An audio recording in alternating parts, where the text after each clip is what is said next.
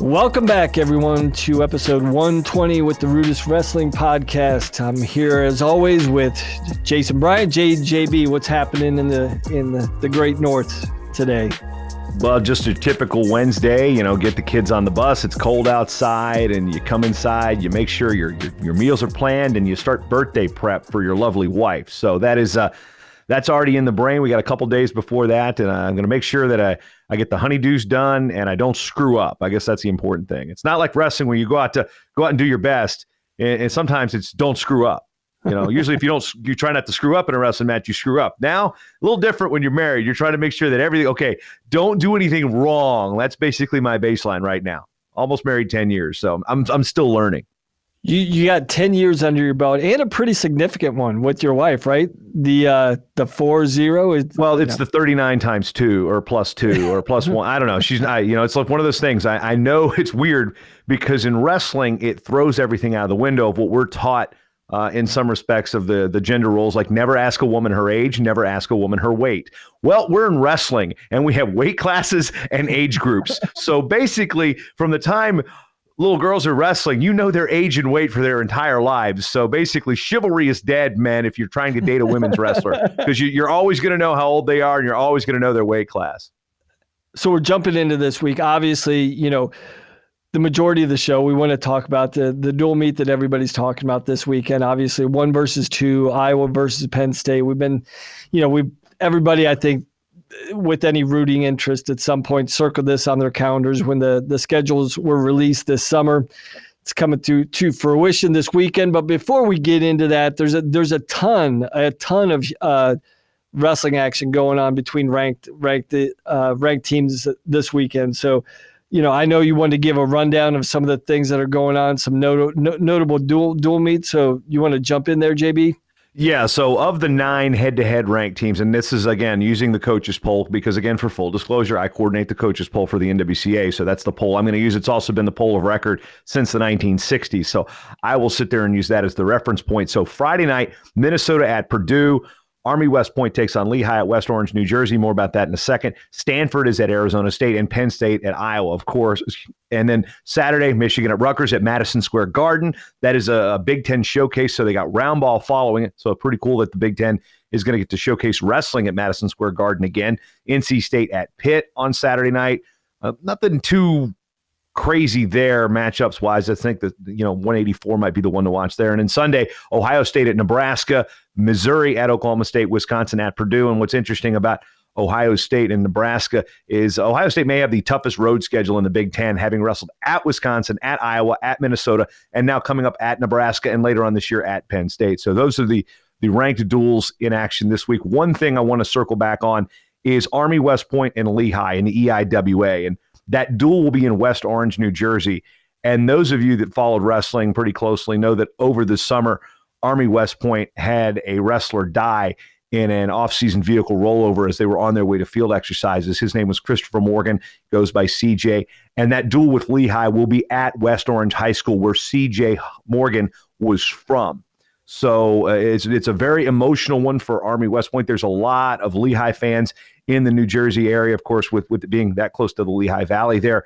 And Kevin Ward, the Army West Point coach, when I was asking him about where this was going to be, because on the schedules it says West Orange, New Jersey. It doesn't necessarily say West Orange High School, but this will be at CJ Morgan's high school. And Kevin Ward called this the most special wrestling event of the year. So I wanted to make sure that event gets a little bit of a push, because you've got 2 great programs. You got an up-and-coming powerhouse brewing there in West Point with Army West Point. Kevin Ward's a guy who knows how to coach. Service academies are a different animal when being a Division I athlete there. He's spoken about that. I mean, he won when he was a Division II coach at Ouachita Baptist.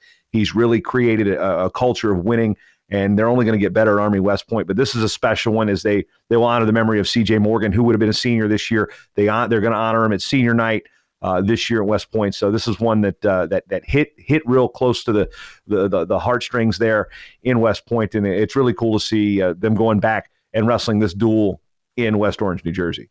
No, I think it's always cool. I think, wrestling coaches always like when you can, if there's a way to schedule a duel in an area where somebody on your roster, wrestles. I think I think most wrestling coaches try and get as creative as they possibly can to get into high schools, different venues that showcase individuals on their team, showcase the geographic locations that their athletes are from. But the significance of this, how do you honor someone who's passed in your program? I think this is a perfect way to do this. Obviously, there's going to be more motivation. To your point about what Kevin Ward has been doing at West Point, it's been nothing short of phenomenal, what he's done in the last 5-6 years. This would be, I know, they're going to honor the wrestler that passed away, but also I think it's a great opportunity for the first time in a while that legitimately West Point could potentially beat Lehigh. And, enter the top tier in the EIWA. I know we talk about the tiers within the Big Ten a lot, but there's also tiers within a conference like the EIWA where there's 17 programs now in the EIWA with the addition of LIU Post, right? Well, now it's just LIU. It's no LIU, longer. It's correct. It's just no more Right. LIU Brooklyn, no more LIU. LIU Post. It's just LIU. They're the Sharks now. So I in case think you're wondering. I think Kevin Ward and West Point is definitely in the mix to be top 3, definitely top 4 in the EIWA. I think they've got the mobility to move up in the top 3, and I think knocking Lehigh off would be a significant achievement and another significant progression for the West Point program. So appreciate you highlighting that. I mean, those are significant things that there are things that are bigger than the sport. As much as we get tied into how much we're passionate about wrestling, passionate about what's going on in Iowa City this weekend. Obviously, greater than this, obviously, in the world of basketball, we lost Kobe Bryant this week. But I think these are great ways to honor individuals that have gone through our program and are no longer with us.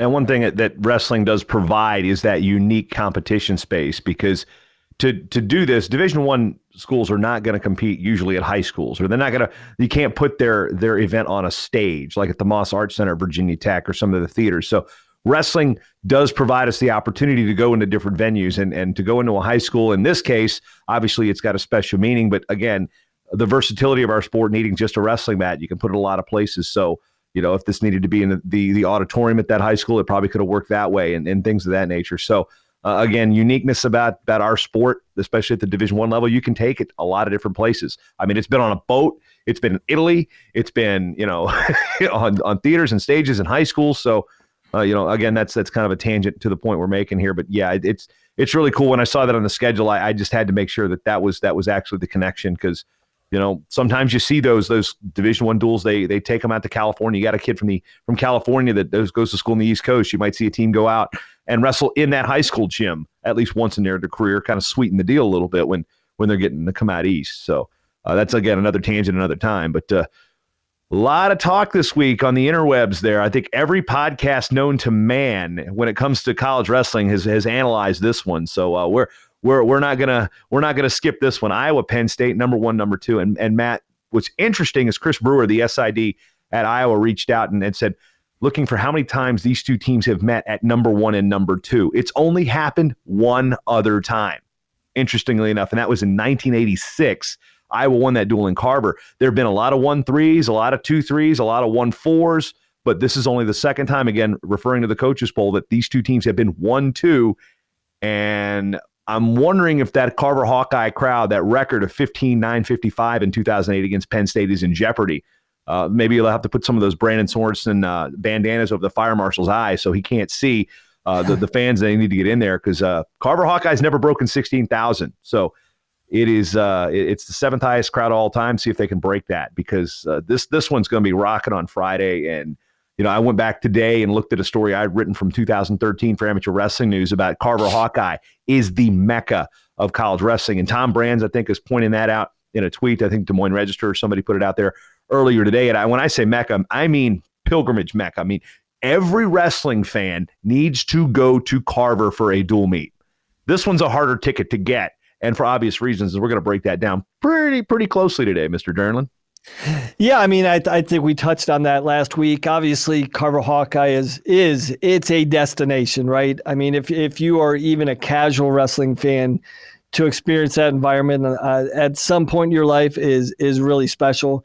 You know, I think if they can, they're going to probably be fighting for standing room only. I wouldn't be surprised. I think the Hawkeye. I think even though the Hawkeyes have had significant dual meet wins, I think this one's even more meaningful because, you know, the possibility of finally bringing a team title back to Iowa is right there. It's within their grasp. They can touch it. They can see the trophy. Everything's indicating that this could possibly happen. And so I think we're gonna see the most zealous, passionate Carver Hawkeye Nation that you could possibly see on Friday night. This is exactly what makes the sport special.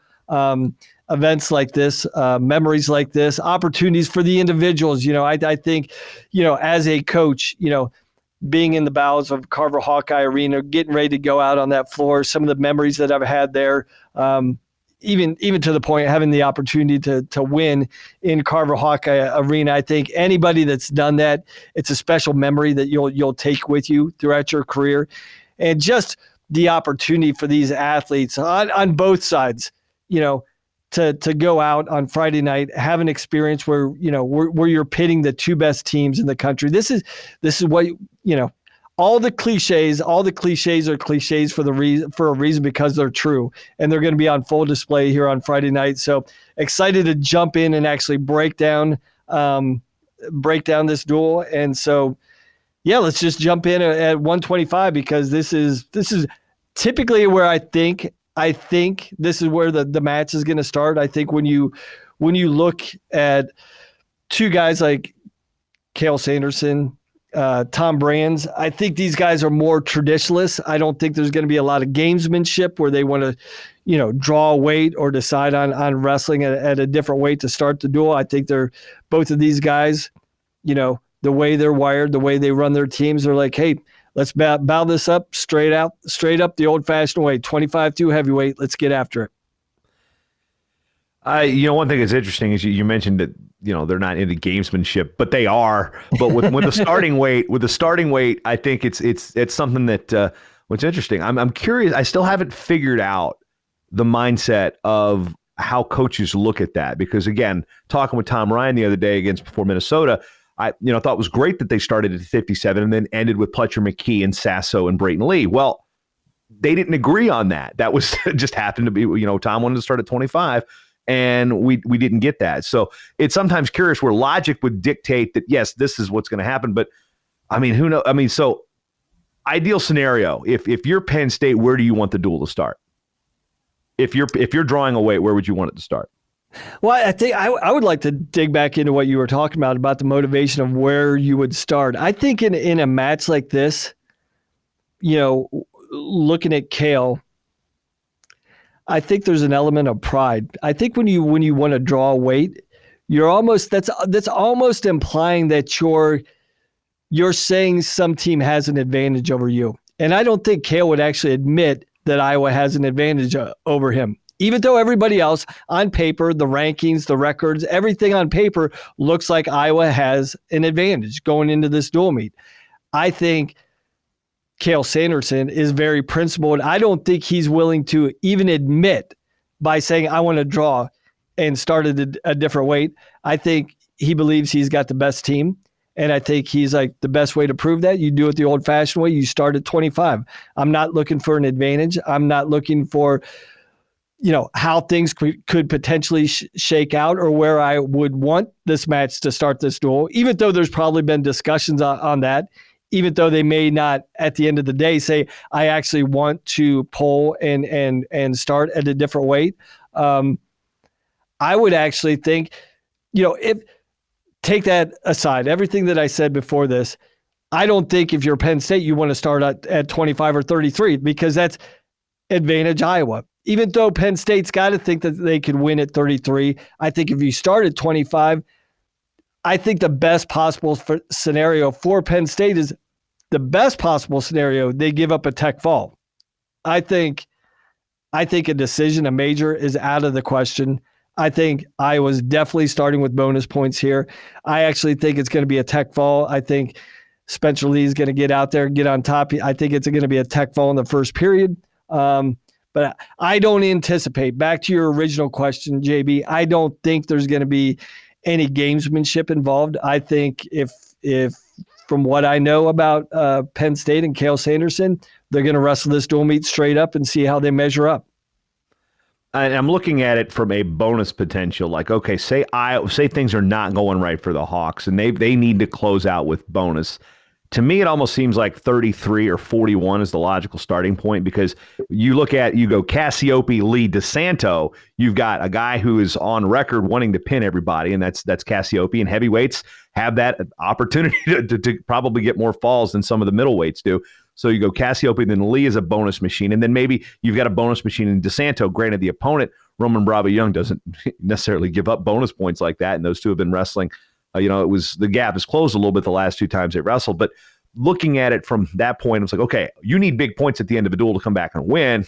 I like Cassiope and Lee, bang, bang, and Lee finishing it off if you need 6. So that's one thing I'm looking at. But again, I'm going to lean towards your perspective here, and I think this is a natural 125 to heavyweight dual meet in my opinion. I was just curious on if they're looking at a starting weight, where would Iowa want to start? Where would Penn State want to start? So I think we've kind of picked that out.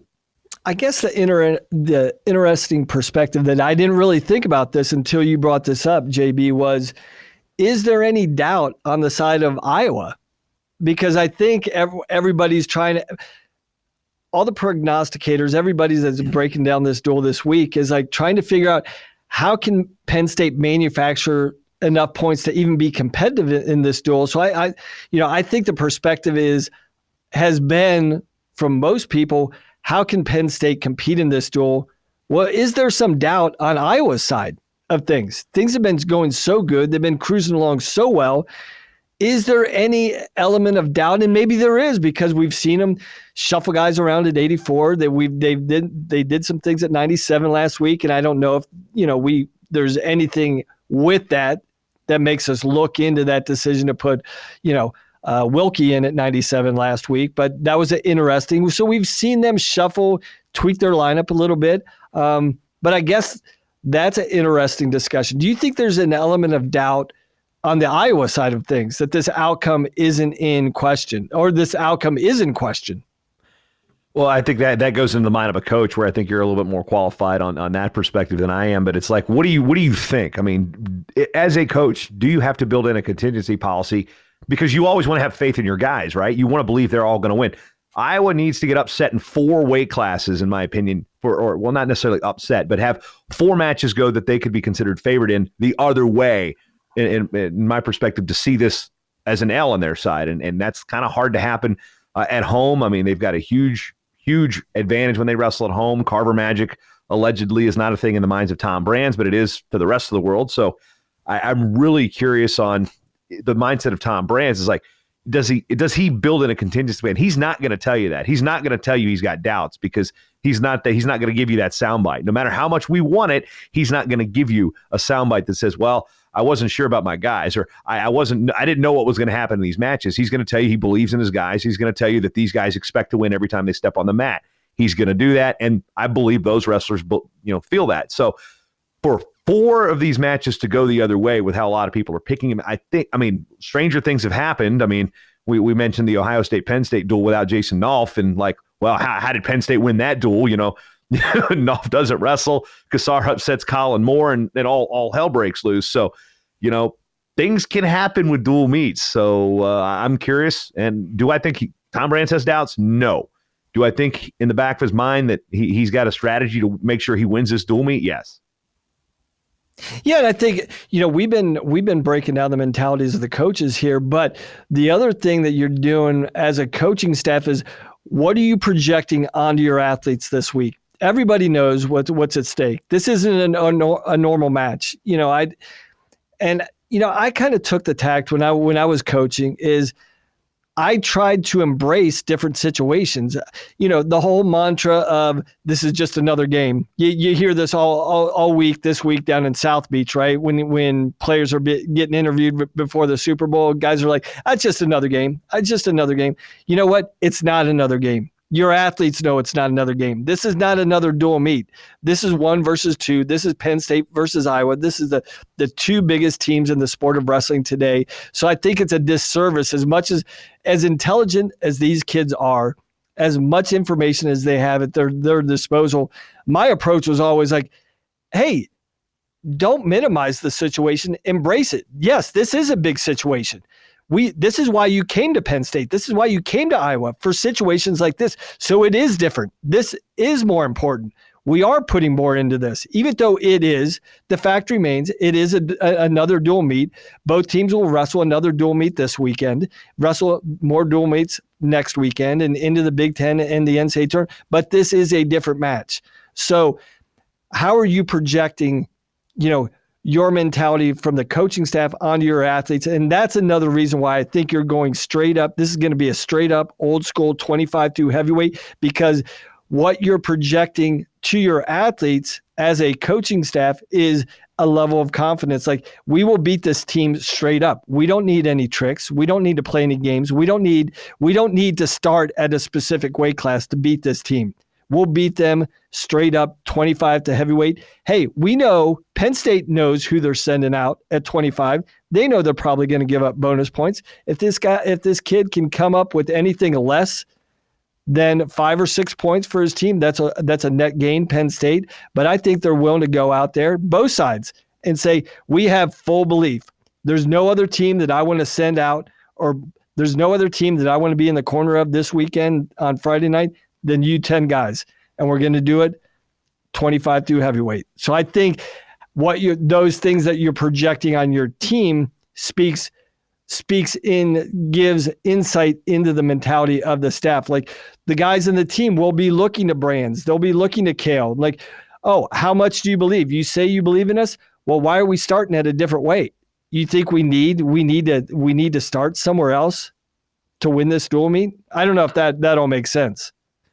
Well, we'll find out come Friday night on Big Ten Network. So I guess we've beaten up the point of where we're going to start. Now, where are we going to start? Obviously, we're going to start at 125. We've pretty much already both talked about bonus, and it's a question of not how, but how much or how many. And you've got a tech for Lee. I've got a fall here just because for argument's sake, this is one that if you need a guy to go get 6, Spencer Lee can go get you 6 too. I mean, he's going to put up a lot of points with tilts, but he's also shown he's got that ability to finish those tilts.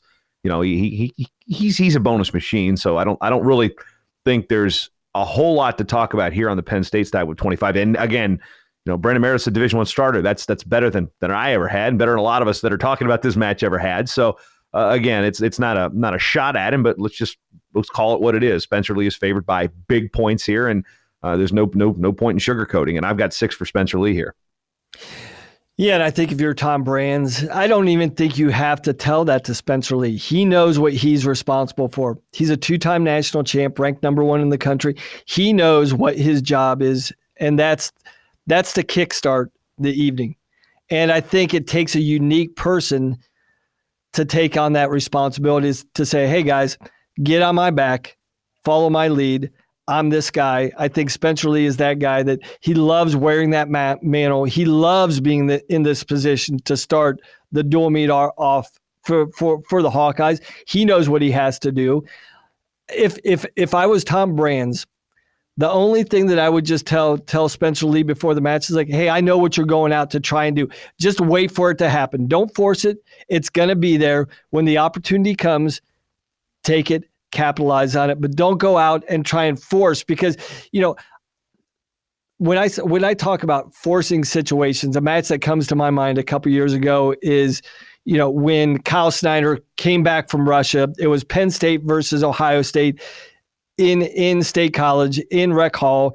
And we saw Kyle Snyder wrestle out of character. He tried a lat drop. He tried to force different things, and he ended up only getting, I think, a decision. Yeah, I think it was like, off the top of my head, I want to say 13-8, but right. That's my, let's see. While we talk about that, I can confirm on that. I'm going to pull up Ben Askren real quick and look something up while I'm on the show. There you go. So in a situation like that, even the most seasoned guys who are experienced, who've won national titles, we've seen them when they try and go force things, how it can take them out of their game plan, and it just totally disrupts the way they normally wrestle. And I think Spencer's been in this situation enough times, and he knows the situations he needs to get into, that I don't think we're going to see someone wrestling outside of his element or pressing too hard. He's such a fast starter to begin with. He puts guys on their heels, and once he gets that momentum going, it just piles up. I mean, it just takes on a life of its own. But I don't think Tom is going to have to say anything to Spencer. But that's probably the only thing that I would, as a coach, caution against. Like, hey, don't get too excited. Just stay in the moment. I know we're excited. I know we're pumped up. I know you're going out there to send a message. Wait for it to come to you, and it will come. The opportunities will be there. Just when they do come, capitalize on it. It was 15-10, by the way, not 13-8. So I was 2 points off. It was the same spread. I just had it different ways. But so again, we're talking about Spencer Lee carrying that mantle, and what we've seen Spencer Lee come off the mat and like get right in Austin DeSanto's face, firing him up to go on the mat. So I've been at a Penn State Iowa duel where the place erupted after 33. That was when Tony Ramos pinned Jordan Conaway, and that is the loudest I've ever seen a sporting event in my life. And I've been to a lot of different sporting events, a lot of different places. Never heard an arena that loud. I felt like it literally exploded, because that would be impossible because they'd still be rebuilding the place. But DeSanto, then Roman Bravo Young, this is an opportunity to really just snatch any feelings of upset potential from Penn State. If you go and then DeSanto follows that up with a solid decision over Roman Bravo Young. So this is one that, the bang, bang, this is key to that momentum and getting that Hawkeye crowd fired up. And then all of a sudden, you're shifting a little bit, and maybe there's a little self-doubt coming in there. But this is a key one, because if Roman Bravo Young can stuff the momentum after a Spencer Lee win against Austin DeSanto, I think this is to me is the linchpin for Penn State's success, because they need to have this match, in my opinion, to order to win the duel. And if it can stuff any Iowa momentum coming off a Spencer Lee big win, that's what needs to happen for the Nittany Lion faithful to be having a chance in this duel meet. Yeah, and I think I'm going to go ahead and put my coaching hat on here again, and specifically with Austin DeSanto. And I think we've seen his growth and development as a wrestler since he's transferred from Drexel to Iowa. We've seen that growth and the maturity in his wrestling. But one of the biggest things that I've been impressed with this year is his emotional maturity. We've seen him lose his emotions in his first couple years. The biggest thing, one of my biggest takeaways, one of my biggest improvements when I look at Austin DeSanto is his emotional maturity on a match. He's not letting the emotion get to him. He's still wrestling with reckless abandon, but he's doing that. I mean, it's almost like he's got a governor, and I don't know what they've done. Obviously, they've done something. It's probably been a series of talks over the last couple of years, but it seems like Austin DeSanto, and he's spoken to this in the media as well. It's like he recognized that his emotion, as much as it was a positive, it was equally a detriment to his wrestling. And we saw that on display his freshman year at the NCAA tournament. We've seen that him emotionally come unglued at certain times in dual meets or other matches. But I think that's the growth and the maturity that we've seen. Is the emotional maturity is his biggest gain as an athlete. And this would be one of those situations if I'm Tom and Terry, like, I want to make sure that he doesn't fall back into the trap. Like, people are going to be going wild. It's going to be electric. He's probably going to get a guy in his teammate in Spencer Lee that's starting off the match with a tech fall or a pin. And how do you stay balanced in that moment? Staying intense, being excited, but not letting your emotions get the better of you. So I think that's where probably Tom and Terry are probably going to be coaching DeSanto before the match, like making sure he's emotionally ready. Physically, he's going to be good to go. Emotionally, they're going to probably have to check his state, and that's going to be critical for them to win this individual matchup, which I think they will. Well, I mean, he's had a high level match already this year. I mean, we talk about how many, you've got Seth Gross in there, you've got those type of matches, you got the Midlands in there. So it's not like he's not been battle tested in those concerns that we have about how he reacts. Those have been tested this year, and he seems to come out okay with that. So that's one thing I think it's maybe less of an issue, but again, it's something you still probably have to keep an eye on. So I agree with your point there. Ultimately, I've got DeSanto winning this one by decision. But again, this is one of the 4 matches I feel that Penn State needs to have in order to pull the upset. But don't you think it's just a little emotionally? It's a little different. It's Penn State, Iowa. You're a Carver Hawkeye. You're not right? On the road. You're not at the Sears Center. Yes, this is Carver. This is you're feeding off that emotion, and it's clear he feeds off the outside emotions. So again, we don't know how he's thinking, but again, it is something to be concerned about. But I do think that he's going to ride that momentum in a positive manner and pull out this victory.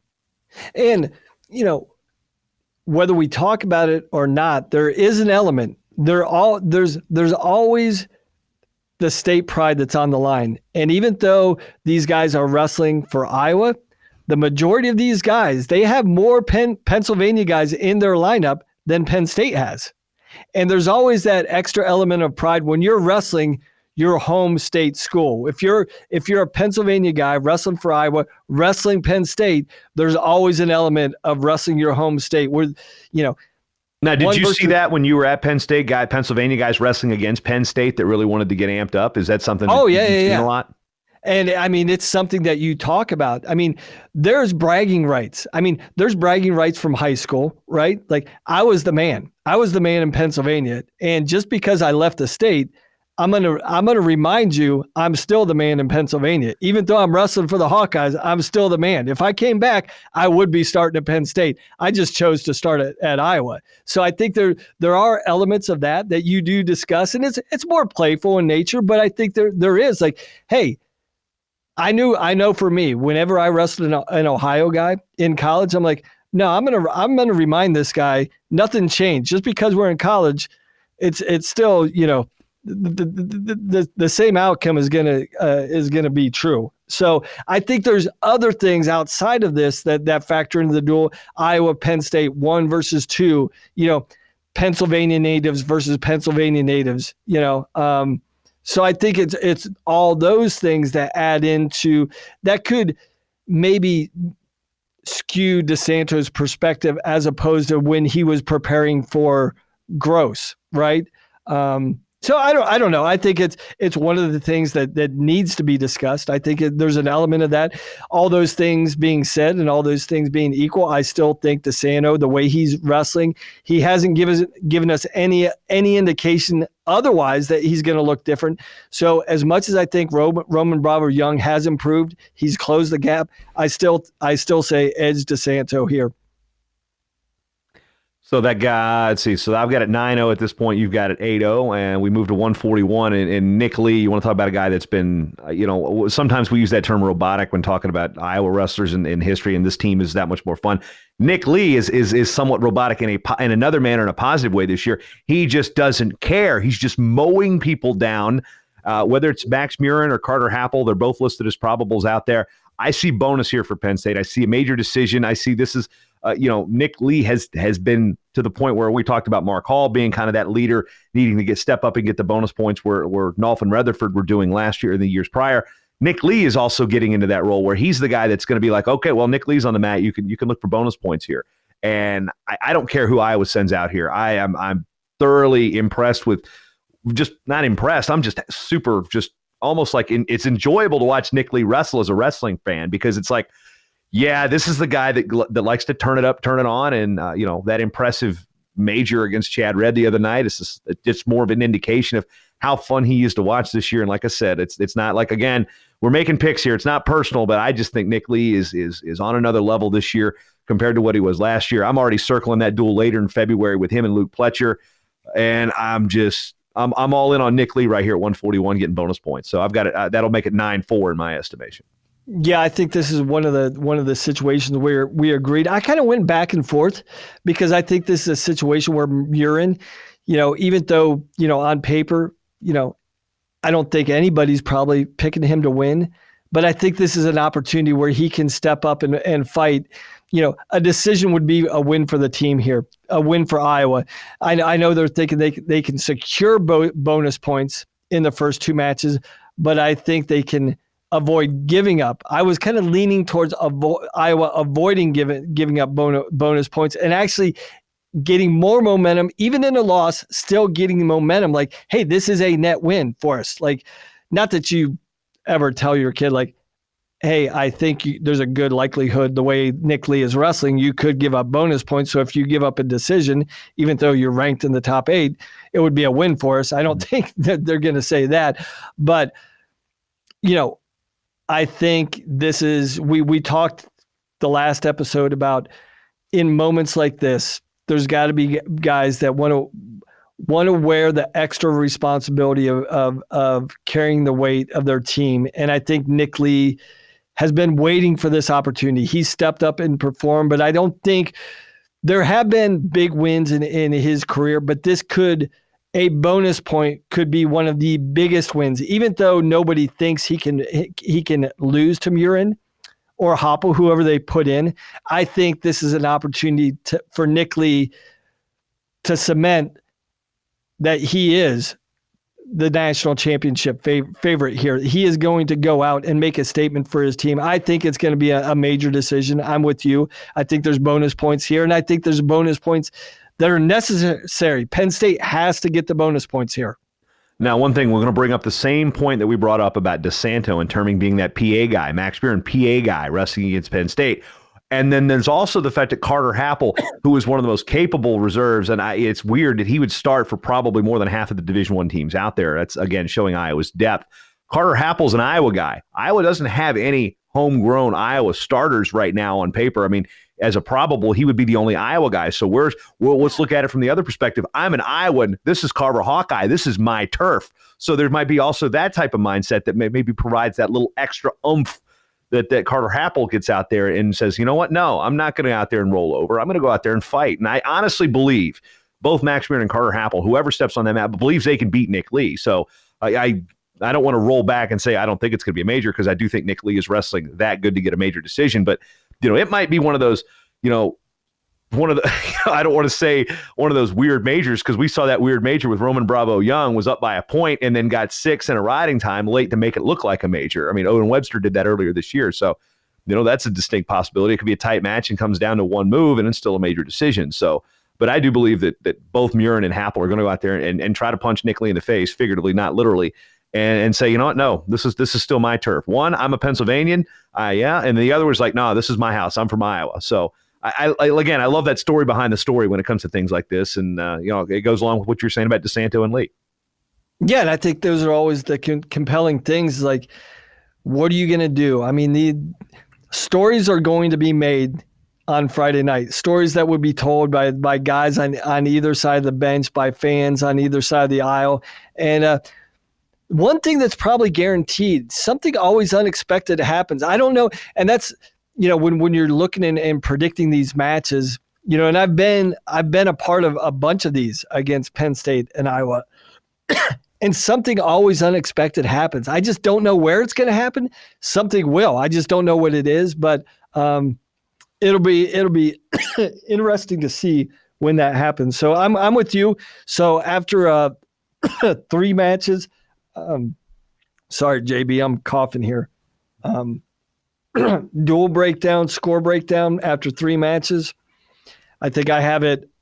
It'd be you got it 8-4. I got it 9-4. 8-4. You got it 9-4 heading into 149. And this is another interesting matchups. I don't think there's a lot of intrigue going in this. I don't think a lot of people are talking about this. But how do you see the Lugo Verclaren matchup going down? Yeah, and I kind of hinted at this. I was a guest on the Inside Trip earlier this week. A couple of Ohio guys that do, they're blatant Ohio State homers, so they're looking at this with no real bias either way. But I looked at this one as, whether it's Luke Gardner, who's also listed as a probable, or Jared Verklean, I see this as a dominating decision for Pat Lugo. One of those like 11-4, 9-2 kind of wins. Almost getting the major. And, it's maybe a key for Penn State to save the bonus point, but it's one of those things where I just think that's one of those. This is like, it's a blowout on the mat, but the score isn't indicative of what's going to happen. That's just kind of my gut feeling here. I think this is Lugo by 7, gets the decision, doesn't get the bonus point, and, we're sitting at 12-4 after 4 matches.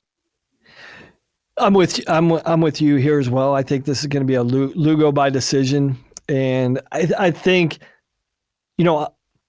probably what the coaches are thinking. If I'm the Iowa coaching staff, I'm like, there is the potential for bonus points here. There is the possibilities there, but I think the way Lugo wrestles, it's the way you manufacture points. You've got to wrestle strategically. You've got to wrestle as much against the opponent as you do against the clock. And by that, I mean, I think for Lugo and the way he wrestles, he's not just going to rack up a ton of points. He's not going to take you down 3, 4, 5 times a period. He's got to create a separation by using the score clock. By that, I mean, I think a perfect period for Lugo would be a 4-1 first period. He gets 2 takedowns. He finishes on top. And so that way you've got a 3-point gap looking in, and you've got 5 minutes to go. So how do I increase my lead by another 5 points throughout the match? So I think if they're gonna, and I think the only thing that's feasible is probably a major decision here. If you're Lugo, I don't think, outside of him feet to backing, Verklean, but Verklean being very good in Greco-Roman, I don't think he's going to be in danger. If anything, maybe that's where Verklean wants to take Lugo up top. If he feels he's going to have a shot, let me get Lugo up top and get to where I'm comfortable. So could feet to back happen? It could, but I think the best bonus point opportunity for Lugo would be a major decision. So I think how he wrestles. So if I could break down the scenario where a major decision is possible, maybe 4-1 at the end of the first period. If choice Lugo, I go down, I escape. That's 5-1. I get another takedown. That's 7-1. Now I've got maybe, and you got riding time at this point. And I've got, yeah. And so I think you manufacture bonus points by utilizing the clock. And I think that's not an area of execution that we talk about a lot when we're breaking down the strategy of a match. But I think in this match, how you manage the clock could be critical for the Hawkeyes. Yeah, and looking at how Lugo's done against quality opponents using WrestleStat here, as it's been a good resource. They just added a quality match thing where they look at wrestlers ranked in the top 25. Lugo's 4-1 against wrestlers ranked in the top 25, basing on their computer statistical algorithm. No bonus points. He's got the loss of Sasso, but a 3-2, 8-4, 5-3, 9-4. So against a quality opponent, he's not putting up bonus points. And I think Verklean's probably one of those guys that it would be listed as a quality opponent in this respect. So it's curious to see that not a whole lot of bonus. He's got 5 bonus victories on the year, so it's not like he's a bonus machine like some of the other guys in the lineup. So just for comparison's sake, there's the statistical comparison. So 12-4 here is my team score after 149. And from here, I think this is where, for me, this is where the duel really gets interesting, because there's a lot of nuance from here, from 57 up to 285. I think, pretty much this was a pretty easy pick. I mean, I think at 33-41, or 33, could we see Penn State win? Possibly, but I think the first 4 weights are pretty easy to pick. I think the last 6 weights is where this dual meet gets really, really interesting. And I think at 157, for me, it all comes down to if Berge wrestles. And I think this is where the kind of, in some ways, the duel could come down to. If Berge wrestles, and I think he will, and this is only my gut, JB. I haven't heard anything. I haven't talked to anybody from Penn State. I'm just thinking if you're going to break him out, and we all know the head trauma he sustained at U23s, he's coming back. I think they've been cautious, and deliberate with bringing him back. I think this is, if there is a time, if they think Berge is the guy, this is the time to break him out. I think Penn State breaks him out, and I think he beats Young via decision here. Yeah, right. That's a big if. That's a big if he wrestles. I'm just saying, this is my assumption he is going to wrestle, and this is my, if he wrestles, this is what I think he's going to do. I think he beats Young by a decision. Yeah, and I have to preface the 4-match thing that I had pointed out to start this discussion did not include Brady Berge in the dual meet because, again, 1-0 this year. The win over Josh Humphreys against Lehigh earlier this year, that's a quality win. That's a good win. I was actually surprised by that coming off the injury that Berge took out a guy like Humphreys who was super dangerous and super good. But I'm just curious. The Matt Russ type of situation, obviously Cale's not going to throw anybody out there that's not ready to go. So if he's listed as a probable, that does change the complexion of this dual meet, but I still think Caleb Young is a favorite here. I've got him by decision regardless of who he wins. Again, like if it's Bo Pfeiffer, I have it that same type of 9-2, 11-4 kind of major decision range, but still keeping it to a decision. So I look at this almost like I do the Lugo match with the opponent. If it's Bo Pfeiffer, Brady Berge, I still got a decision. It might be 4-2 or 4-3, but I still got Young coming out with the decision regardless of the opponent here. Yes. No, I think that's fair. I think this is going to be a really interesting one. It's probably not one of the matches that a lot of people are talking about, but I think 57 is going to be a big swing match either way. So it'll be interesting to see how things play out there. So next match, 165. This is probably it's the match, right? It's the match. And I don't know if I'll let you, introduce your thoughts here, JB, but for me, I think this is the biggest match of the dual meet. I think this is the Big Ten finals, and I think this is the NCAA finals as well. I am this whole matchup just perplexes me on so many different levels because we saw the minefield that Alex Marinelli had to go through to try to make the finals last year, and it was a minefield. It got him. He got picked off by Mekhi Lewis, and then there's Chenzo making the finals, and he gets picked off in the finals by Mekhi Lewis. Whereas, and you look at how many studs that Marinelli would have had to get to, and situations where, okay, well, guess what? Guess who's in the finals again? Vincenzo Joseph. Yeah, year before Marinelli wins. Guess who's in the finals? Vincenzo Joseph. So it's like weird how they haven't met at the big show yet. Marinelli's beaten him twice in the regular season, but yet Vincenzo Joseph has higher placements and 2 national titles to his credit. So it's like one of those things, like that whole concept, that the weird nuance that wrestling is in getting where you can beat a guy who's going to win a national championship, and you don't get a chance to wrestle him in that tournament to determine who the national championship is, or you got picked off by somebody else. So it's a weird phenomena that our sport provides, and it makes discussing a dual meet in a match like this so unique, because I don't know how many people thought Vincenzo Joseph was going to lose in Bryce Jordan Center a couple years ago to Alex Marinelli, and it happened. Now it's on Marinelli's turf. Again, there's a lot of emotion that's going through that program. Marinelli has really kind of become an emotional leader of sorts, and he's a guy that even if you're an anti-Hawkeye, you cannot dislike, because what him and his wife and his family have gone through in the past year or so, and then you want to see a guy like that succeed. So it's really kind of hard to like have a rooting interest against a guy like Alex Marinelli. And I realize that's not a technical aspect. That's just how I view it. As again, I don't care who wins, and I'm more concerned about how these things, not concerned, but I'm looking at the personal stories behind them. It's like I don't dislike Vincenzo Joseph. I don't dislike Alex Marinelli. There's not anything about their styles that I dislike and think one has an advantage over the other. But during the regular season, Mr. Marinelli knows how to get it done. And this is Carver. This is Carver. This is Carver. Marinelli gets his hand raised in a 5-4 decision, and Iowa wins another one, and this place is going to go nuts. And everything you say, JB, follows 100% logic on what my pick should be, and that should be Marinelli. However, what I'm going to do, I'm going to reverse that. And And this belies, I mean, this flies in the face of logic, JB, because I want to make sure the sport of wrestling sometimes flies in the face of logic. It does. Ask and Josh Lambrecht. I mean, exactly.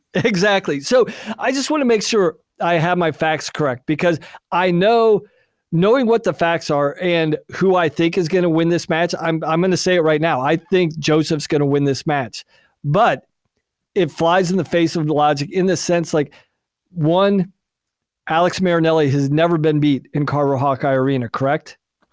That I am almost 100% confident about. I'm pretty sure he's never been beat, and I actually want to know what his record is during the regular season. Is he undefeated? Well, he went into the postseason last year undefeated, so. That's what I want to say. I want to say he's been undefeated in the regular season his first 2 years. Well, that's very simple to find out. So give me a second. Talk now. Tell us why Vincenzo's going to win before I fact check you here. Okay, so with those stats in mind, and that should say I should heavily favor Marinelli if he's undefeated in Carver Hawkeye, undefeated during the regular season in the first 2.5 years of his career. That should say edge Marinelli, right? But I think what we've seen a more focused Vincenzo Joseph this year. I was up at Bill Farrell, and even though it was a freestyle match in the middle of November, I saw how meaningful it was, how much Vincenzo Joseph remembered losing in the NCAA tournament, and seeing how much that meant to him beating Mekhi Lewis at the Bill Farrell. I think there's something burning in him right now. I think he's going to remember losing in Rec Hall 2 years ago to to Alex Marinelli. I think he's going to want to pay it back. And I think he's a guy that does good with extra motivation.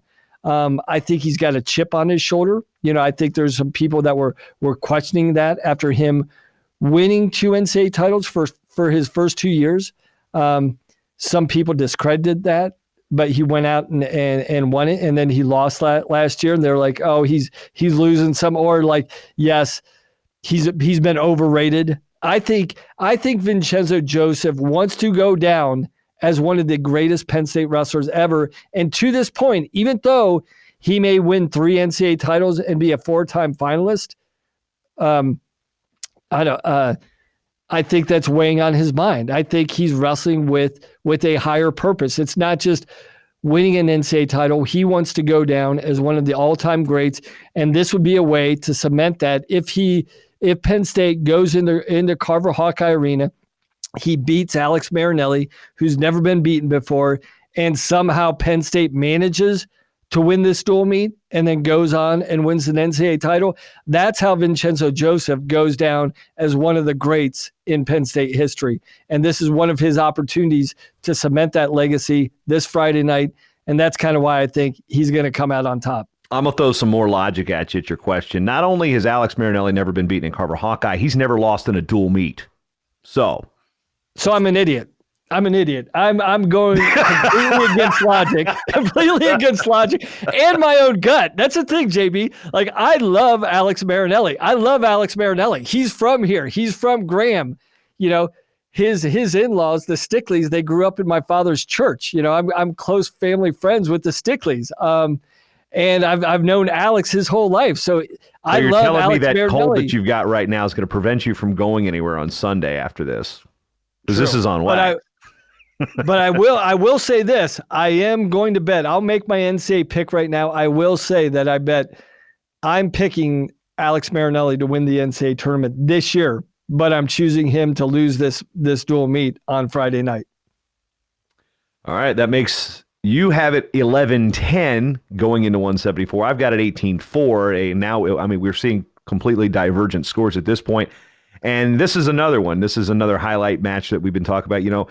Back to back, Mark Hall, Mike Kemmerer. This one, I am looking forward to this. I don't really have an opinion in terms of the tactical know-how that's going to have to happen here. This is one where I just feel like I just want to sit back and watch.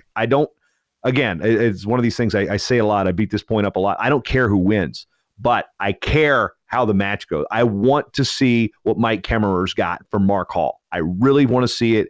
And again, that Pennsylvania thing, Penn State thing, the Young Guns crew and all that. I just want to sit back and watch. That being said, I've got Hall by decision, but I see this as a 3-2 type of thing. This is going to be a gritty win by Mark Hall. And they also bring up the point that getting carvered is a thing, and Mark Hall has been carvered in his career. So let's also keep that in the back of your mind. But I would not be stunned if Kemmerer wins the match, although this again flies in the face of what we had said about Mark Hall being on another level and being the lead.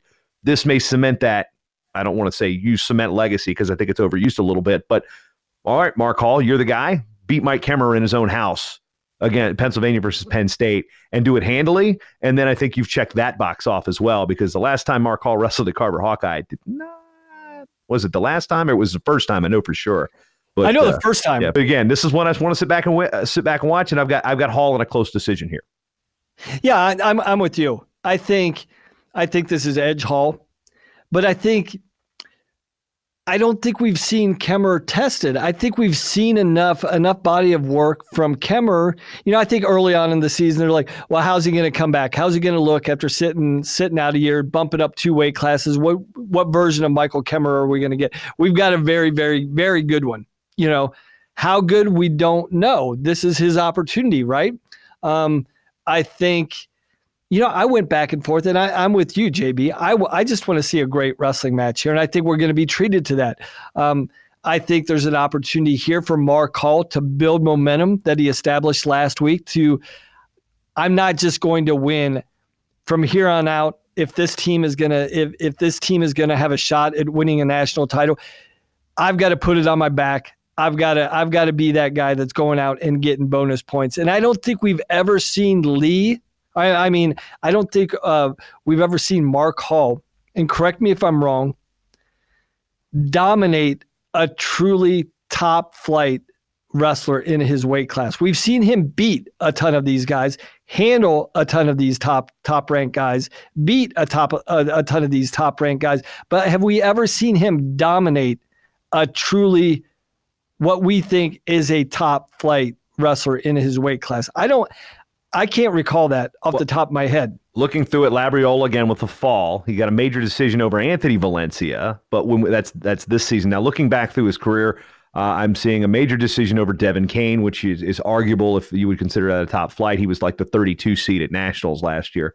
He does have a fall over Daniel Lewis at the NCAA championships. He's got a tech over Dernlan and Bryant again at the at the Big Ten championship. So it's been a couple years, but when we're looking at top flight, history makes things look better. Dernlan and Bryant's having a really good season this year, but 2 years ago, would you have considered a win over Dernlan and Bryant, a tech fall over Dernlan and Bryant that impactful? Whereas I think the fall over Daniel Lewis at the NCAA championships is probably it, if you're looking about it before we get to Labriola. So names that have been on the podium. I mean, Anthony Valencia hasn't been on the podium yet, so the major is what it is there. So, I mean, a 7-2 win this year over Jordan Cutler, that's a decision. It's not bonus, but it's a solid decision. And then the fall going for the major against Labriola. So, yeah, there has been it looks like a switch has been flipped a little bit, but it also proves your point. Yeah, there hasn't been that dominance over those hammers like the elite do.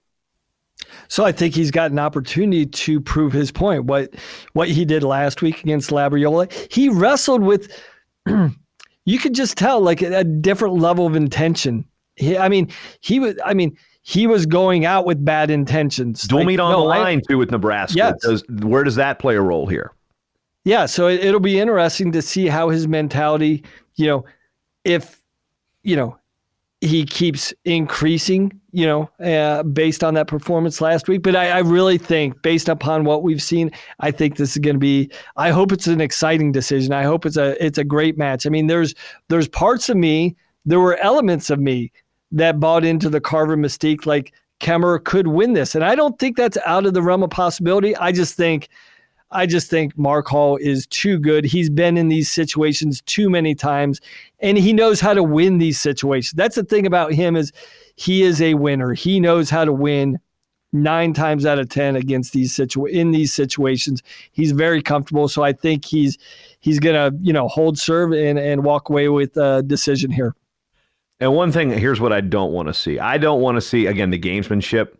in a negative connotation come into play here, because what I don't want to see is this match get slowed down by blood time, by challenge brick after challenge brick, and just suck the energy out of it. I want to say, let them go. Hold your bricks. You know what? These guys are good enough to score points on their own. This is also one that you're sitting there going, oh boy, if there's going to be a controversial call in any match, it's going to be this one. I want that to be avoided, because nobody likes when, they want to get it right and you got to throw the brick. The referees, sometimes do things. The coaches have that right to look at a call differently. And I just hope that this match avoids that, and we come away from this duel without that stigma of a bad or a bad sequence of events kind of soiling this duel. And I really hope it doesn't happen here. I hope it didn't just jinx it either. But that's the only thing that could ruin that match for me is that scenario. No, and I think that's another important element that a lot of times we don't discuss heading into a match like this. How is the ref going to call the match? Is he going to just let him wrestle? Is he going to let him be physical? Is he going to let him wrestle on the line? Like, I think, if I'm in either corner, when the refs come back and they address your team, and the refs always do this, they do the skin and nail check, that whole thing. They go over points of emphasis before the match. If I'm the coach, I would probably press the ref, whether amongst my team, so they know, or I would take him aside before the match, like, hey, how are you gonna call this match? Based upon who refs, you should probably have an idea how he's going to call the match. But again, I don't think refs are immune from the environment as well. So how is the Carver effect going to affect these officials? I think I would imagine Carver Hawkeye is the one reason I will never, ever, ever, ever want to be. Okay, there's one of many reasons I never want to be an official anymore. I did it for a very brief time in my life to know what it was like. But yeah, I would never, if I was an official, I'd never, ever, ever want to ref a duel at Carver. Absolutely not. Angel Rivera has 0 Christmas cards from Hawkeye fans. I mean, there's threads about it on the Hawkeye Report. Yeah, I'm trying to find out who's reffing that duel, so hopefully I can get a response to my query by the end of the show. And, the one thing that I think coaches, the only thing that they really want is consistency. If regardless of how he calls it, quick calls, slow calls, fast stall calls, slow stall calls, just be consistent with it. Fast near falls, slow near falls, quick pins, slow pins. I think most coaches just want consistency. Like, I know how you're going to call this. So I'm not going to get too, obviously I will get upset one way or the other, but if you're calling it consistently the same way throughout the duel, I can live with that. Something unlike Ohio high school takedowns. We won't go there. Exactly. So again, we got 3 matches to go. Dual meet recap, where we got. I'm 18-7 at this point. 18-7. So you're pretty much looking like this thing's in hand. I've got it a little closer. I got it, You have Penn State winning at this point. I do have Penn State. I have Iowa up 18-7. You have Penn State winning 13-11 here. With the Mark Hall win at 174, I do have them edging ahead 13-11 for the first time, heading into 184. I think your scores are also. I think you need to do a little math check on your 184 here. Now, while you do that and readjust your score, I'm going to just kind of set the table on this one, because there is nothing about this bout that is predictable to me. Again, gut feeling, I feel Aaron Brooks wins this match, but we've got 2 true freshmen. Throw out the scouting reports when Penn State meets Iowa. Really throw it out, because we've got 2 different types of wrestlers in terms of style. We don't have a large body of work from a collegiate wrestling perspective to really judge them on. They're both pretty good freestylers. They both competed at the world level at the age groups, and they both won medals. So we know they're both talented. And I just, even coming off the loss to Taylor Venz, I'm sitting there going, I think Aaron Brooks is the pick here, just because I feel like he's better on his feet, and I think he can, when he needs to go get a takedown, I think he's got a little bit of a deeper arsenal in that. Whereas Abe Assad, I haven't seen him really enough to have that perspective, because this is probably me not spending enough time watching his matches to really grasp how good his offense is. So probably chalk this one up on me not being as in tune with Abe Assad. as I am Aaron Brooks. I saw Aaron Brooks on a couple trips I was on. And, granted that was freestyle, and, I've seen him at events, and, I've seen a lot of him. He's from the East Coast. I mean, a Maryland kid. I mean, we have some of the same, our coaches and such have crossed the same paths. So again, I think I'm picking this more from a familiarity aspect than I am an actual technical aspect. And that's really all I have to go on. So I think Brooks is a little better on his feet, and that's why I've got him with the decision here. I mean, I think you summed that up perfectly, JB. I'm guilty of that too. I'm guilty of a familiarity bias. I've seen Brooks a lot more than I've seen Assad. I know who Assad is. I've watched him wrestle. I'm just much more familiar with Brooks. Even what we saw last week against Taylor Venz, and I thought Venz kind of physically controlled Brooks, which kind of surprised me. I'm siding with you. I just think Brooks is a little bit more athletic in every situation. I think he's got the advantage on his feet, and I think that's enough in this situation, because I don't think, even though these are true freshmen here, they've both been in big match situations. They've been on the world stage, literally. So I don't think that the environment at this point, even though it's your time to step on the mat, you've settled in as a team. You've settled in at this point. You were the eighth match into the dual meet. Obviously there's going to be a lot of excitement, intensity still remaining in the arena, and based upon the team score, some of the emotion could be taken out of the arena. Some of it could be stimulated in different ways. But I don't think either guy is going to be overwhelmed by the environment itself, just because they've been on the stages they've been on. But I would just give little edges in most areas to Brooks. And again, I think, it's more of a familiarity bias than actual, a critical eye. I'm like, what do I think? This is more my gut. I just think in this situation, Brooks is a little better in the critical areas. Not going to disagree there. So I'm going with you. Same thing. Brooks by decision. After a Brooks win would make it 18-10 in favor of Iowa on my side. You still got it 16-11 now in favor of Penn State going into the last two matches, which makes your outcomes a lot more giddy for television than mine, because the last two, I'm gonna, not gonna ruin it for everybody. Yeah, but I'm picking Iowa at the last two weights, so that's gonna make it significantly more one-sided than we break down here. But 197, Cash Wilkie is not listed as a probable, so we will likely see Jacob Warner here against Shakur Rashid, who's coming off a loss to Eric Schultz.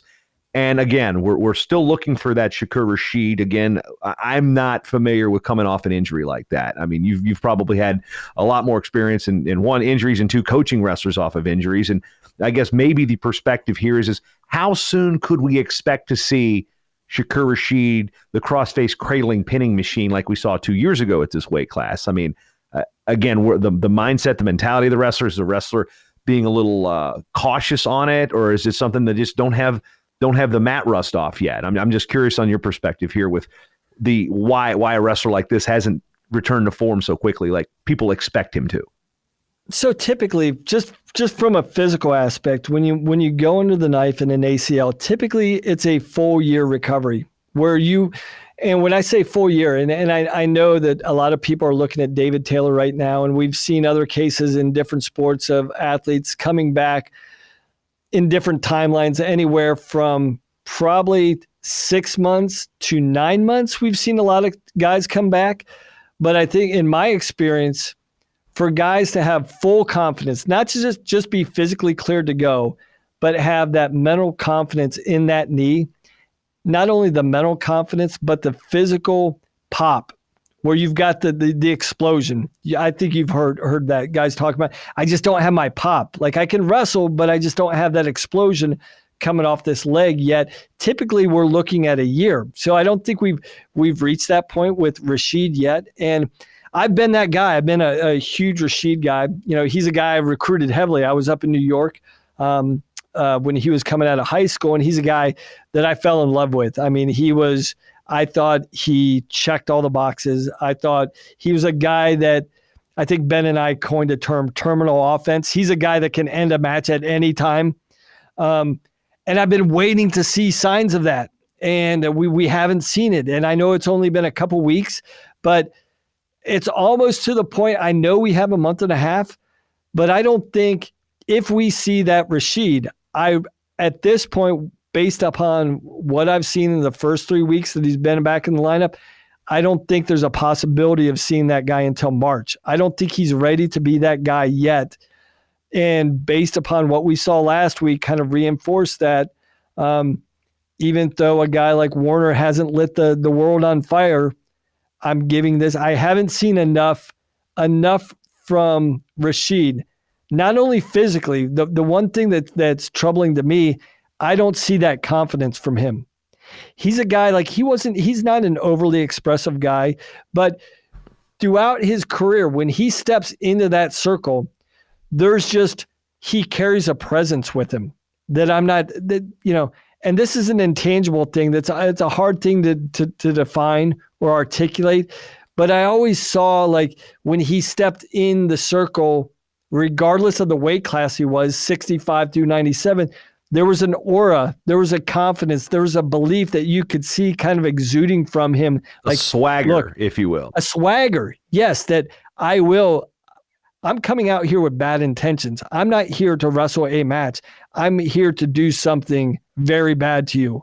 I'm going to embarrass you. I'm going to pin you. I'm here to do something very bad to you. Right. I like that. And I haven't, it's like in his eyes, when you look in his eyes, there's an element of doubt. I don't see that confidence, that gleam in his eyes, that the body language that when even when he's walking, when he's competing, I haven't seen that yet. So I'm definitely, at this point, even though I'm not giving up on Rashid or saying I still believe he's going to be on the podium, I just don't think he's there yet. And I think this is Edge Warner. Yeah, and it's going to be close. I mean, we look at, again, they both lost similar decisions to Eric Schultz of Nebraska. You look at Warner's performances. I mean, he's 2-3 against guys that are top 16. And again, I'm referencing WrestleStat here to give you an understanding. He's got a loss to Schultz. He's split with Brucky. He's got a loss to J.I.L.O. from Virginia. Best win there is Christian Bruner. Other than that, so the resume there for Warner really doesn't give you a whole heavy justification to pick him either. I see this as, again, this was the fourth match or third or fourth match that I felt like Penn State needed to take to win this duel. Still believe that. I think it's winnable because, again, we don't always know what Jacob Warner is going to show up. Are we going to see the talented guy that's going to put up a takedown clinic, or are we going to see maybe a slow brooding tactical match where he's wrestling not to lose versus wrestling to win? So again, psychological. This match is just like it's like a case study in wrestling mindset, so to speak. So again, I got Warner by decision. Nothing really to write home about. Honestly, this may be, outside of maybe Spencer Lee's blowout at 125, this may be probably the least exciting match of the dual meet just on paper. Probably. Now let me ask you this, because I think there could be an element to this. Say Rashid does win this match, and do you think that opens the discussion for Wilkie being the full-time 97-pounder? No, I don't. Yeah, don't think so. Yeah, I'm it opens the possibility of a wrestle-off, I think, but I still think that, I mean, I like Cash Wilkie. Again, one of those guys you just kind of like. I don't really have a reason why. He's got a cool Twitter handle, and he's just one of those guys that some guys you just like, right? Like, yeah, I mean. Yeah. So, but again, it could make it interesting if Warner drops another match, because we've already seen, Cash and Nelson Brands. Well, guess what? Here's a freshman that came in. I mean, like I said, I don't really have anything concrete on that. I do not think that that's a possibility as of right now. So, yeah. And I think, we can get into possible outcomes, scenarios, like talking points after the match, but I think that's going to fill up a lot of next week, probably a lot of Monday, weekend recap of possible things, that the fallout after the duel, one way or the other, whatever this goes. I mean, there's going to be a lot of interesting discussion. So here we go down. We got to set this up though, Matt. You're scoring. Yeah. You've got it 16-14 Penn State going into heavyweight. I've got it 21-10 Iowa going into heavyweight. So to me, a win or loss by Anthony Cassiope means it's nothing in terms of the actual outcome of the dual meet. This one, Iowa, in your perspective, Tony Cassiope needs to win the match for Iowa to win the duel. Which I didn't pick. I'm going to shock everybody. And again, I think there's going to be a lot of people that say I'm insane, but I really believe, okay. Yeah, it's 16-14 your score going in. I don't know. I might have even screwed up that setup. Now that I think I messed it up. I think it was like what I had it going into heavyweight is Iowa winning 16-4. I think I messed it up. No, you had added a decision somewhere. But anyway, right now it's 16-14 going into heavyweight Penn State on your side of things. And I'm picking Seth Neville's with the upset. So I don't even see. I don't. So that would make it 19-14 Penn State. That's your final. Right. And wow. I don't see this as an upset. I think people are going to call me crazy, but I think Seth Neville's is a lot better than people are giving him credit for. I think people are overlooking his scholastic pedigree, what he was coming out. I think it's I think a lot of these guys, especially when you've got a national champ that was ahead of you and you weren't that starter as a freshman, I think people discredit what you were and what you currently are. I think where Cassiope struggles, and we haven't really seen this at all this year, but where Neville's is very good, he's very good on top, and where Cassiope somewhat struggles, he struggles on bottom, and we haven't really seen Cassiope being a freshman underneath a really good top guy because there's not many good top guys at heavyweight. This is one of those guys in Neville's that's got some tricks on top, and I think that could be the deciding factor. I think Neville's gets on top and gets a turn, which is the deciding factor with him coming away with the decision and Penn State actually coming away with the dual meet victory. One thing I think it definitely leans Cassiope's favors. He's, for a redshirt freshman, he's been battle tested a couple more times this year. He's got 2 really solid wins over All-Americans. He's beaten Matt Stencil, who might be the most dangerous heavyweight in the country outside of maybe, obviously Paris and Stevenson, which you expect from them, but a guy that's going to go in and you have a chance of getting tossed on your head by Matt Stencil, no matter how good you are. And then early, that dual win against Trent Hilger from Wisconsin. So Cassiope has the better wins this season, and they've been 5-1, 3-2. He's already shown his ability to win the close match and win something, as a slight underdog. So heavyweights again, I point this out a lot because I was one, even though I wasn't a very good one. So I watch it a little bit differently. It's a one move match a lot of times when you're at these higher elite wrestlers. It's a one mistake match. It's a one move match. It's a bad shot. You get your face smashed in by 265 pounds into some hard resolite, and you've got to try to avoid getting a go behind on. So I mean, sometimes it's a snap and spin on the edge. It's all it's going to take. What I like about both these guys, and I think we kind of talked about it a little bit earlier, is how athletic they are. They're big bodies, but they're also active athletic bodies. So they're going to shoot. They're going to be able to mix it up. I mean, there could be some head-to-toe spaghetti scrambles here for all we know. I would not be surprised if we get to see some non-traditional heavyweight positions with these two. But I can also see it being a real battle of position, knowing that they know one mistake could conceivably end their match. I'm not saying that it could be a fall, but it could be a 1-1 third period riding time at 54 seconds, and there's the takedown on the edge. I'm curious on how much they're going to be pushing the stalling calls. By the way, officials for this match will be Matt Sorochinski and Kurt Frost. So 2 of the best in the business. 2 good ones. So Tim Shields just got me back with that information. Yes. So that's who you got for that. So, the Boo Birds can prepare. They can go back and look at matches and start writing down the things to say to those particular refs. Hey, you can say whatever you want about those 2 guys, but just knowing from experience, those guys are – if I'm a coach and I see that, I couldn't ask for 2 better officials to step out. I mean, like, wherever it goes, like refs make mistakes. They're all human, and they're not going to be perfect on that night, but none of your guys are going to be perfect either when they step out and wrestle a match. So you're going to have complaints from each one of your athletes that step out there. So I think from a refereeing standpoint, you guys are in really good hands on Friday night. Back wrapping up your thoughts on heavyweight. I had this 4-3, by the way, was my score. I have Cassiope winning by decision 4-3. That's how I see it. And I think it's going to be a very, very entertaining, albeit low scoring. I don't think this is going to be. You established that. You set this up perfectly. You've got Neville's winning and making it 19-14 Penn State in Carver. I've got Cassiope winning, making it 24-10 Iowa. I don't believe I think I've ever had a pick 'em in the 15 years I've done these spotlight matchups duels of the week where I've had another person or even the computer looking at it going, wow, we are that different on the outcomes. And we're not picking that many matches different too. That's the craziness of dual meet. Sometimes it's one match can shift the entire balance. Well, we've got a few more differences, but yeah, that's a significant spread, Matt, between 19-14 and 24-10 with different teams winning here. It really is, and I think that's the beauty of dual meets. That's the beauty of when you break it down. And when I'm sitting in my chair, and I believe me, I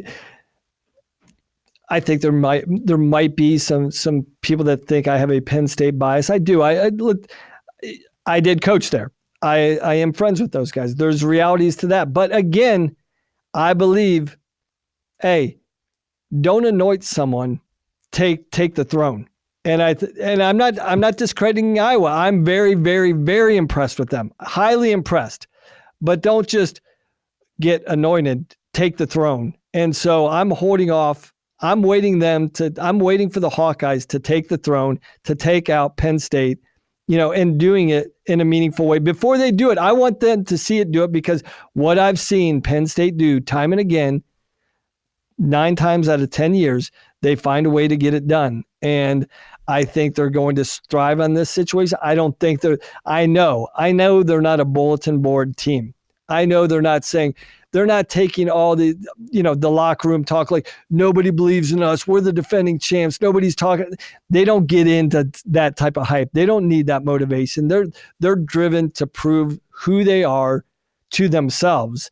And I think they've been waiting on this opportunity to prove to themselves who they really could be. And I think that Nittany Lion team is going to show up on Friday night.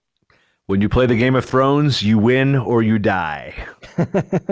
Beautifully said.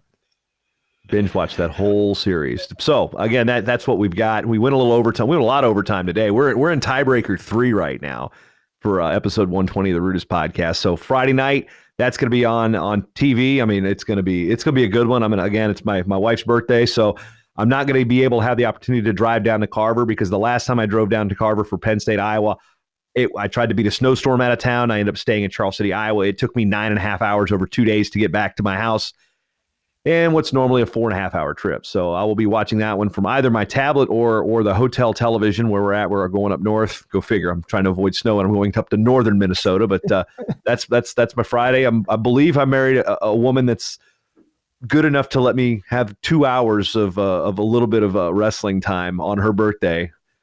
If not, I'll be watching it again on Saturday morning and we're Sunday before Super Bowl Sunday to try to get the idea of what's going on and what I'm watching. But I'm excited for this one. Anytime 1 versus 2, I mean, this is a sellout. We want to make sure that watch it. Find a way to watch it.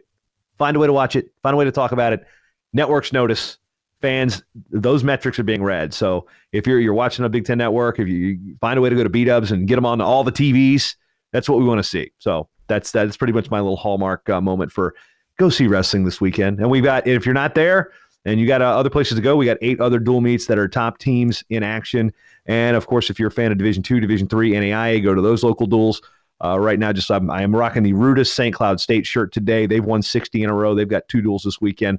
So shout out to them as well. And Grandview, we'll talk about these guys in the future. I just want to tease it a little bit. Grandview's won 86 duels in a row. They've got another one coming up this weekend. So those are future topics that we're going to talk about with win streaks amongst the smaller schools. But go support your local college team, whether you live in Iowa City, you go down to Iowa City to watch Penn State, Iowa, or you go up to Mount Vernon and watch Cornell College. Those type of things. There's always college wrestling around you. Look it up, find it out, and put a little money in there in the till and support the local wrestling programs you've got around the country. Sounds good, JB. I will. I'm sure we'll be talking over the weekend, but look forward to catching up next Monday.